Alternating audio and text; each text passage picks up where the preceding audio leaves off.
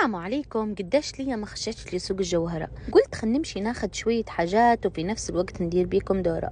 طبعا السوق زي العادة تبارك الرحمن، قسم الصوصات والأصناف هدية ما تنسوهاش للعيد، وعندهم قسم الدايت مشكل ومنوع وفيه هلبة حاجات، يعني كل اللي يجي في خاطرك لمرضى السكر والحساسية والدايت كله متوفر. وتو العيد والعصبان ولازم عاد من زيت كوري طماطم سولدور، ومستحيل نمشي للجوهرة وما ناخد الزيت زيتون. وبعدها كملت دورتي وما ننسوش قسم الحلويات الكامل، عندهم تبارك الرحمن خامات طليانية وبلجيكية وتلقوا حتى التركية، حشوات وديكور للكيكات ومواد خام كاملة. وبعدها نمشوا لقسم المجمدات، طبعا ديما تسألوا فيها على التوت البري والأحمر والأسود، أحسن حاجة من منتجات شتورة، والبازيليا متاعهم خضيرة وبنتها حلوة على الآخر. والسوق الله يبارك فسطة كل شيء لين يجي خاطري نشري سبيزة كاملة. وديما نقول لكم مش شرط حاجتي أنا نفسها حاجتكم، يعني مرات أنا نلقى